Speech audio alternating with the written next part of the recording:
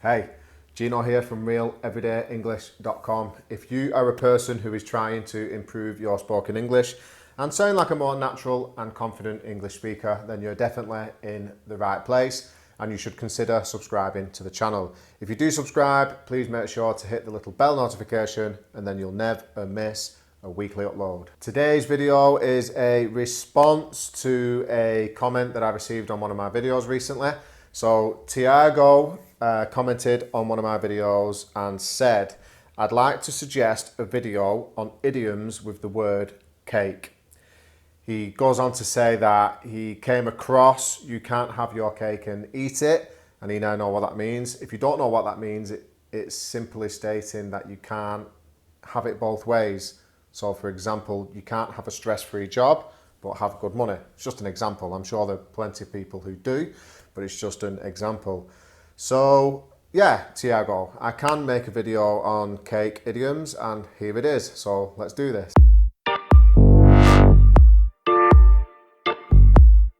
Okay, example number one is to sell like hotcakes. And something that sells like hotcakes just sells really quickly. Sells really quickly or is easy to sell. One of the two can mean both. So to give you an example, jacuzzis, hot tubs, have been selling like hotcakes this year in the UK because not many people have been able to go on holiday due to all the COVID restrictions. Number two is the word fruitcake. Now, fruitcake isn't an idiom or a saying in itself. It's just a cake with fruit in it, but we use the word fruitcake to refer to somebody who is insane or completely mad. So for example, if somebody starts working with you and he's a bit loopy, he's a bit mad, and your boss says, how is he? Do you like him? You can say, oh mate, he's a bit of a fruitcake. And it means he's completely mad or insane. The actual full idiom is as nutty as a fruitcake, but I never hear it really said like that. I just hear the word fruitcake. Oh mate, he's a fruitcake. You want to stay away from him. Number three, I've actually covered this one before because I had a video titled by this idiom, and it is to take the cake or to take the biscuit. I never hear to take the cake really. I only hear take the biscuit. And this is something that's really annoying or astonishing. So, for example, with all these restrictions with COVID-19 at the moment, the government keeps changing the goalposts and making different rules. And you could say something like, yeah, last week they were telling us to go out and eat out, and then this week they're telling us to not go out at all. It really takes the biscuit, and it means it's just especially annoying or astonishing. Number four, the icing on the cake. Or you might hear the phrase, the cherry on the cake. And when you say something is the icing on the cake, it means it's something additional or extra that makes something already good even better. So for example, if there's a restaurant that you like to go to, you like to eat there, you can say, oh, it's a really nice restaurant, but the service you get while you're there is just the icing on the cake. And that is to say that the service that the staff give you is that additional extra that just makes the experience even better than what it already is. Number five, a slice of the cake, or if you expect a slice of the cake, or you want a slice of the cake, or someone's going to get a slice of the cake. It doesn't mean literally a slice of cake, although it could do, depending on the context. But in this idiom, it means that you're going to get a share of the profits.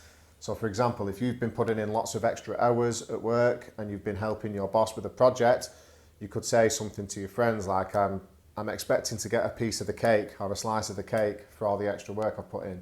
And it means you're expecting to get a piece of the profit. That's what it means. Okay, number six. Number six is the word beefcake. And the word beefcake is used to describe a man who is very muscular. Big, goes to the gym all the time, weight pusher. We refer to him as a beefcake.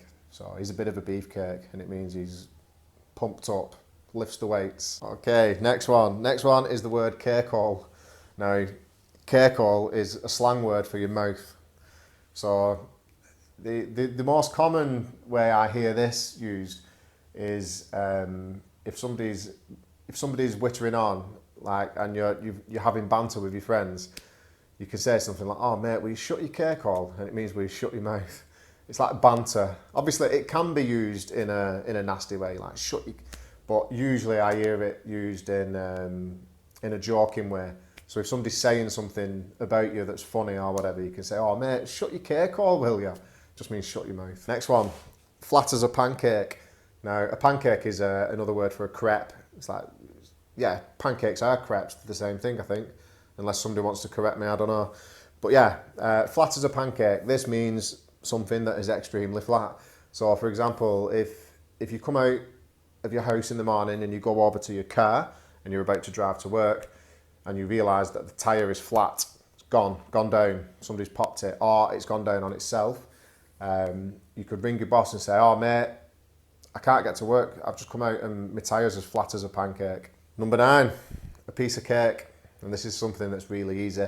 I'm sure most of you have heard this because it's really common. But yeah, if you say something is a piece of cake, it just means it's really, really easy. Number 10. Number 10 is to cake someone or something with something. And this means to cover or to coat someone with something. So, for example, you can use it as a descriptive. So if you go for a walk in the woods and there's lots of mud and sludge, you can say something like, "Oh, my pants and my boots are absolutely caked in mud." And it means it's all over them, coated or covered. That's it for this week's video, people. As always, if you found it useful, please share it with your English learning friends. If anybody else out there has any suggestions on a video topic, then let me know and I'll do my best to sort it out. One thing that is on my radar, I'm considering starting live streams. But I'm not quite sure how to carry my concept over onto a live stream. If any of you have got anything you would like to see on a live stream, then let me know your suggestions below. I'm open to suggestions. On that note, have a great day and I'll see you people soon. Bye bye, ciao. Big love from Manchester.